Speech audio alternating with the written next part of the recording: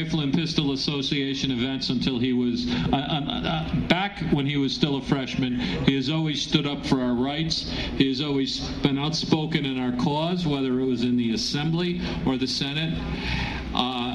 He's a man that I respect greatly because he says what he believes and he believes what he says. With all due respect, I want to bring up my friend, Senator Greg Ball. Senator Ball! How's everybody doing, okay? What a damn state we live in. Can we put all the other signs, you can put them back up, but leave those American flags up for a second, take those signs down, and everybody who's a veteran, can you raise your hand? I want American flags up, and I want the hands of the veterans. And I want everybody to be quiet for 1 second.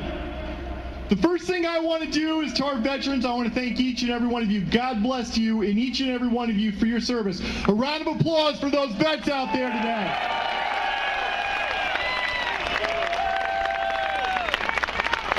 Now, I know you Coast Guard and Air Force guys like me are starting to take your hands down. Put those damn hands back up for the veterans.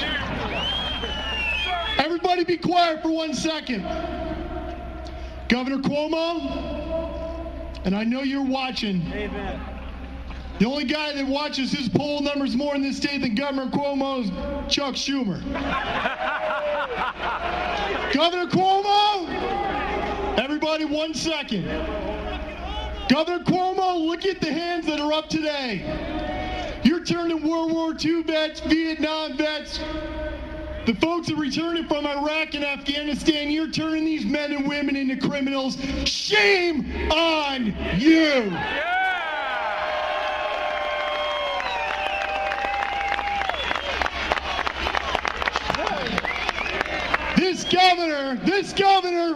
This governor, and I know you're not going to admit it today, and that's okay. You give him hell.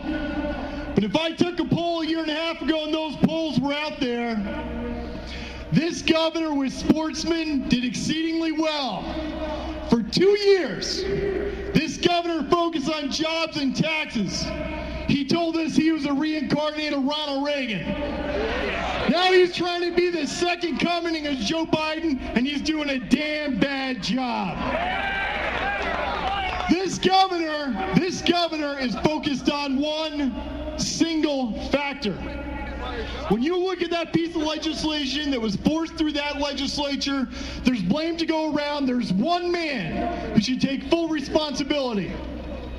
There's not a single patriot here.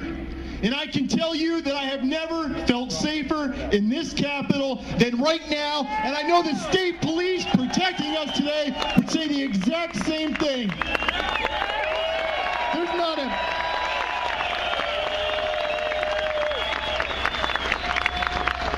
not a single man or woman here that wouldn't do everything in our power to protect our fellow neighbors. But this governor's focus wasn't saving lives. It was protecting his life, his political life, and the political life of a governor who wants to be president. And that was his only concern. Guys, a lot of you may wish that you were in a place like South Carolina or Texas. Yeah. I don't know if you check the weather, you're not. You've got to understand, I tried. I have a priest on my staff, so I have a good connection. The sun came out. You got to understand something, and we've got to keep this fight. This is the civil rights fight of our time. You listen to me. You look at what's happening to this country. Piece by piece, legislation by legislation, administration by administration. They're taking our independence and our freedom, not through a foreign government, but through duly elected officials, through our democratic process, elected by some of our neighbors, to use our democratic process to take our freedoms away. Our friends in states like South Carolina and Texas may think that the fight is many generations ahead. It's not. That's right. And it has just begun right here. And you have to understand that that piece of legislation that was pushed down, especially when you look towards that assembly that I spent 4 years in. I think prison is better than time in the New York State Assembly. You have members of the New York State Assembly south of 125th Street that quite honestly couldn't tell the front end of a white-tailed deer from the back end of a thoroughbred horse. But they're introducing search and seizure bills every other second to go after all of you. Why? I need you to listen up, and I'm going to get out of here because I need you to understand this. We need you to run for governor. You've got to understand that we live in a state where the vast majority of people, especially in the assembly that serve in that legislature, they would rather turn all of you into criminals and go after you than go after the real criminals, because they view the thugs using illegal guns that are killing kids every day, they view them as the victims. They view you as the problem. And that is what you are up against in this state. You are not here to fight for you.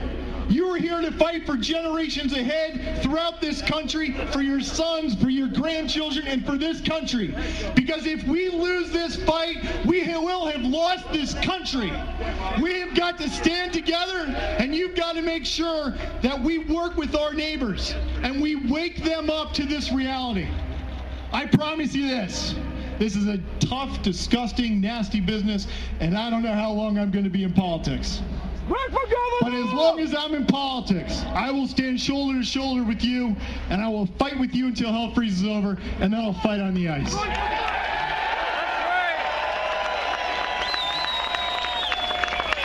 Good job.